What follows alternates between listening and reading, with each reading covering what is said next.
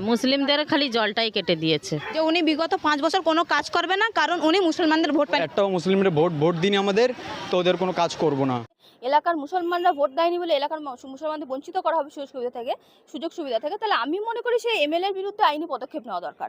এবং যদি এরকম কোনো প্রমাণ থাকে, সপক্ষে প্রমাণ, যদি তিনি খোলামেলাভাবে এই কথাটা বলছেন, আমি বিষয়টা নিয়ে তদন্ত করছি, বিষয়টা আমি দেখছি।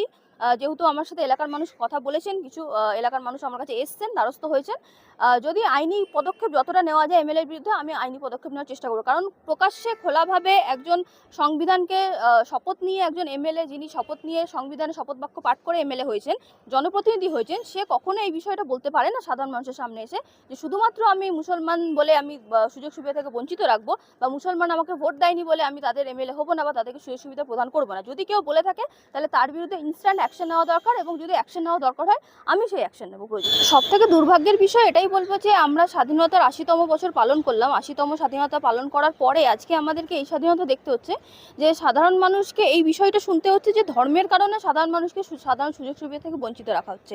কারণ যেই সংবিধান আমাদের স্বাধীন ভারতে তৈরি করা হয়েছিল, যেই ভারতবর্ষ আমাদের সাধারণ মানুষের জন্য তৈরি করা হয়েছিল, মানুষের অধিকার সুরক্ষার জন্য যেই সংবিধান তৈরি করা হয়েছিল, সেই সংবিধানে কোথাও এমন কোনো বক্তব্য বা এমন কোনো আইন নেই বা এমন কোনো সংবিধান নেই যেখানে সাধারণ মানুষের অধিকার কেড়ে নেওয়া হবে মানুষের ধর্মের জন্য। একটা এলাকায় যদি এমএলএ এরকমের বক্তব্য দিয়ে থাকে এবং সেই এমএলএ যে দল থেকে এসেছেন সেই দলের যদি এই মতাদর্শ হয়ে থাকে, তাহলে আজকে আমাদের পশ্চিমবঙ্গবাসীর ভবিষ্যৎ কোন জায়গায় এসে দাঁড়িয়েছে সেটা একটা অনেক বড় প্রশ্ন থেকে যায়। কারণ আমরা বাঙালিরা যেই বাংলায় এর আগে আমরা কোনোদিন ধর্ম নিরপেক্ষতার বাংলা যেটা আমরা দেখে এসেছি, বাংলায় এর আগে দুর্নীতি হয়েছে, এর আগে সরকার নিয়ে আমরা আঙুল তুলেছি, সরকারের চোখে চোখ রেখে আমরা কথা বলেছি, সরকারকে আমরা অনেকভাবে কালিমালিপ্ত করেছি, কিন্তু তারপরেও এসে কোনোদিন এই জায়গাটা আমরা এর আগে এই জায়গাটা দেখা হয়নি বা এই জায়গাটা শোনা যায়নি যে ধর্মের কারণে মানুষকে তাদের অধিকার থেকে বঞ্চিত করা হচ্ছে। বা এর আগে দেখা গেলেও সেটা সেই জায়গায় গিয়ে সরকার তৎপরতা দেখিয়েছে, কিন্তু ইদানিংকালে এসে যেই জায়গায় মানুষকে দেখা যাচ্ছে যে মানুষ শুধুমাত্র এই এলাকায় না, অনেক জায়গা থেকে মানুষের অভিযোগ উঠে আসছে, যেটা আমাদের কানে প্রতিনিয়ত আসতে থাকে। এবং আমরা যে বিষয়টা নিয়ে আইনি বিষয় আমরা দেখি, কারণ কয়েকদিন আগে আমরা কলকাতা হাইকোর্টে একটা মামলা দেখেছিলাম যেখানে একজন হিন্দু সম্প্রদায়ের মেয়ে এবং মুসলমান সম্প্রদায়ের ছেলে তারা বিয়ে করতে যাচ্ছিল বলে তাদের বিয়ে করতে দেওয়া হচ্ছিল না, বিয়েতে বাধা দেওয়া হচ্ছিল, যেখানে আইন আছে স্পেশাল ম্যারেজ অ্যাক্ট, যে বিভিন্ন ধর্মের মানুষ তারা নিজেদের মধ্যে যে ধর্মেরই হোক না কেন তারা বিবাহ বন্ধনে লিপ্ত হতে পারে। তাহলে বিষয়টা হলো যে আইনিভাবে আইনি সুরক্ষা মানুষকে দেওয়া হচ্ছে না, তার সাথে সাথে মানুষের যে অধিকারগুলো সেখান থেকে মানুষকে বঞ্চিত করা হচ্ছে। তাহলে যেই সরকার নতুন এসছে সেই সরকারের দায়িত্বতে সরকার কত বড় ব্যর্থ হচ্ছে বা দায়িত্ব পূরণে সরকার কতটা ব্যর্থ হচ্ছে, মানুষকে যে সুযোগ সুবিধা দেওয়ার কথাগুলো বলা হয়েছিল সেই সুযোগ সুবিধা থেকে মানুষকে বঞ্চিত করা হচ্ছে।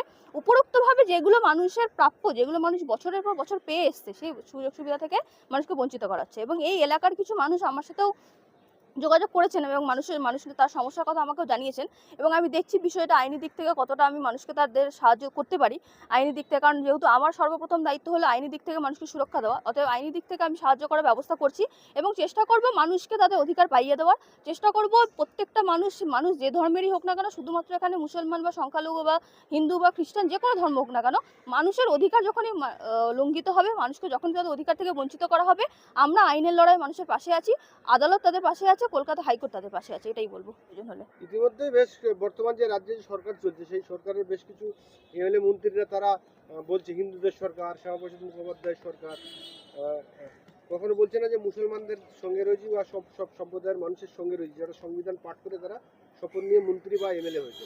কি বলবেন এই বিষয়ে? এখন প্রথম কথা, হিন্দুদের সরকার বা শ্যামাপ্রসাদের সরকার এই কথাগুলো যারা বলছে তারা অসাংবিধানিক কথা তো বলছেই, কিন্তু অপরপক্ষে শুধুমাত্র হিন্দুদের সরকার বলে আখ্যা দেওয়া এটা একটা পৃথক বিষয়, অপরদিকে মুসলমানদের জন্য কাজ করবো না, এটা একটা পৃথক বিষয়। দুটোর মধ্যে হয়তো দুটোই অসাংবিধানিক, কিন্তু কোথাও একটা গিয়ে এমএলএ হয়ে আমি মুসলমানদের হয়ে কাজ করবো না বা মুসলমানদের জন্য কাজ করবো না, এটা একটা কোথাও একটা গিয়ে অপরাধমূলক একটা বক্তব্য হয়ে দাঁড়াচ্ছে। সংবিধানকে মান্যতা দিয়ে সাংবিধানিক শপথ বাক্য পাঠ করে মানুষের হয়ে প্রতিনিধিত্ব করে কোনো জনপ্রতিনিধি, ভারতীয় সংবিধান মেনে, আমাদের ভারতীয় সংবিধান কোনো জনপ্রতিনিধিকে পারমিট করে না এই কথাটা বলার, যে আমি এমএলএ হয়ে বা বিধায়ক হয়ে শুধুমাত্র হিন্দুদের জন্য কাজ করবো, মুসলমানদের জন্য কাজ করবো না, এটা একদিক থেকে অসাংবিধানিক ধরনের বক্তব্য, তার সাথে সাথে এটা অপরাধমূলক মনস্তত্ত্বের পরিচয় দিচ্ছে। তো সেই অপরাধমূলক মনস্তত্ত্ব থেকে আমাদেরকে বেরোনোর জন্য আইনি লড়াইটা আমাদেরকে লড়তে হবে, যাতে সাধারণ মানুষের কাছে এই বার্তাটা পৌঁছায় যে সাধারণ মানুষকে কোনো দিক থেকে উপেক্ষিত করা যেতে পারে না। সাধারণ মানুষের যা অধিকার আছে মানুষকে তাদের দিতে হবে।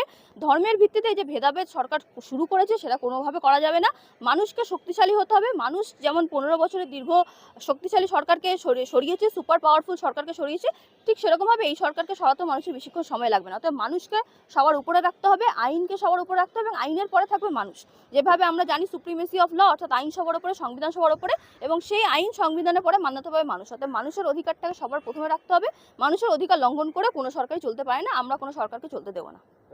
সংবিধানের শপথ নিয়ে এমএলএ হচ্ছেন, মন্ত্রী হচ্ছেন, তারপরেও সংবিধান লঙ্ঘন করছেন।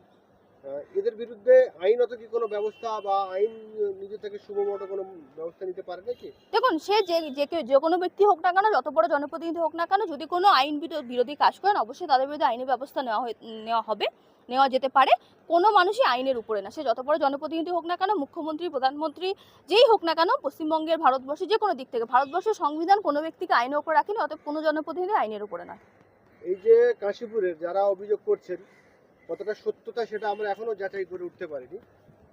যে আমরা মুসলমান বলেই আমাদের জলের লাইন কেটে দেওয়া হয়েছে, জল পাচ্ছি না, তাদের উদ্দেশ্যে আপনি কি বার্তা দেবেন হাইকোর্ট থেকে? তাদের উদ্দেশ্যে আমি এটাই বার্তা দেবো, আমি আইনজীবী হিসেবে যতটা পারবো তাদের পাশে থাকবো। কারণ এর আগেও আমি যেভাবে হকার উচ্ছেদ মামলাতে হকারদের পাশে থাকার চেষ্টা করেছি, বিনামূল্যে তাদের হয়ে মামলা করেছি, ঠিক সেরকমভাবে এখানে সাধারণ মানুষের যখন অধিকার লঙ্ঘন হবে, সাধারণ মানুষের পাশে আমি আইনজীবী হিসেবে 100% নিজের সবটা দিয়ে থাকবো, সর্বস্ব দিয়ে থাকবো, এবং মানুষের অধিকার সুরক্ষার জন্য, মানুষকে অধিকার ফিরিয়ে দেওয়ার জন্য যতটা হয় আইনি লড়াই সর্বোচ্চ পর্যায়ে অবধি গিয়ে লড়াই করবে সাধারণ মানুষের জন্য। যারা অসাংবিধানিক কথাবার্তা বলছেন যে ও অমুক বলে কাজ করবো না, ও তুমুক বলে কাজ করবো না, তাদের উদ্দেশ্যে কি? দেখুন, এইগুলো যদি সত্যি হয়ে থাকে, প্রকাশ্যে যদি বলে থাকে, আমরা যাচাই করছি, যদি প্রকাশ্যে এরকম কোনো বক্তব্য আমরা পেয়ে থাকি এবং সত্যতা যাচাই করার পর আইনি পদক্ষেপ জানাবার আমি নিয়ে থাকবো। রাজ্যের মুখ্যমন্ত্রী তিনি বিভিন্ন বিষয়ে বিধানসভায় মুখ খোলেন, তাহলে কাশীপুরে যেমন এমন একটা ঘটনা ঘটেছে যে জলের লাইন কেটে দেওয়া হয়েছে, জল দেওয়া হচ্ছে না, তিনি বিধানসভায় এসে বলছেন না, এই প্রসঙ্গে তাহলে আমরা বিষয়টা যখন আইনি দ্বারস্থ হবো তখন আদালত থেকে মুখ্যমন্ত্রীর কাছে জবাব চেয়ে পাঠানো হবে, আদালত থেকে সরকার পক্ষকে জবাব দিতে হবে। কারণ এমনিতে আমরা যখন কলকাতা হাইকোর্টের দ্বারস্থ হই তখন এমনিতে আদালত থেকে সরকার পক্ষের কাছে জবাব চাওয়া হয়। তাহলে সেই জবাব তখন আইনের মারফতে হলফনামা দিয়ে দিতে হবে, এখন না দিলেও আইনের মারফতে দিতেই হবে, একদিন না একদিন তো জবাব দিতেই হবে। মানুষকে এভাবে উপেক্ষিত করে, মানুষের অধিকার বঞ্চন করে থাকা যায় না এভাবে। আপনি কি কাশীপুরে যাবেন?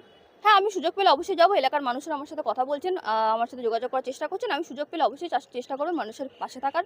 সংখ্যালঘু পরিবারের মেয়ে হয়ে অবশ্যই চেষ্টা করবো সংখ্যালঘু পরিবারের পাশে যতটা সম্ভব থাকা যেতে পারে। এলাকার মুসলমানরা ভোট দেয়নি বলে এলাকার মুসলমানদের বঞ্চিত করা হবে সুযোগ সুবিধা থেকে, তাহলে আমি মনে করি সেই এমএলএর বিরুদ্ধে আইনি পদক্ষেপ নেওয়া দরকার। এবং যদি এরকম কোনো প্রমাণ থাকে, সপক্ষে প্রমাণ, যদি তিনি খোলামেলাভাবে এই কথাটা বলছেন, আমি বিষয়টা নিয়ে তদন্ত করছি, বিষয়টা আমি দেখছি। যেহেতু আমার সাথে এলাকার মানুষ কথা বলেছেন, কিছু এলাকার মানুষ আমার কাছে এসছেন, দ্বারস্থ হয়েছেন, যদি আইনি পদক্ষেপ যতটা নেওয়া যায় এমএলএর বিরুদ্ধে, আমি আইনি পদক্ষেপ নেওয়ার চেষ্টা করব। কারণ প্রকাশ্যে খোলাভাবে একজন সংবিধানকে শপথ নিয়ে, একজন এমএলএ যিনি শপথ নিয়ে সংবিধানের শপথ বাক্য পাঠ করে এমএলএ হয়েছেন, জনপ্রতিনিধি হয়েছেন, সে কখনো এই বিষয়টা বলতে পারে না সাধারণ মানুষের সামনে এসে যে শুধুমাত্র আমি মুসলমান বলে আমি সুযোগ সুবিধা থেকে বঞ্চিত রাখবো, বা মুসলমান আমাকে ভোট দেয়নি বলে আমি তাদের এমএলএ হবো না বা তাদেরকে সুযোগ সুবিধা প্রদান করবো না। যদি কেউ বলে থাকে তাহলে তার বিরুদ্ধে ইনস্ট্যান্ট অ্যাকশন নেওয়া দরকার, এবং যদি অ্যাকশন নেওয়া দরকার হয় আমি সেই অ্যাকশন নেব।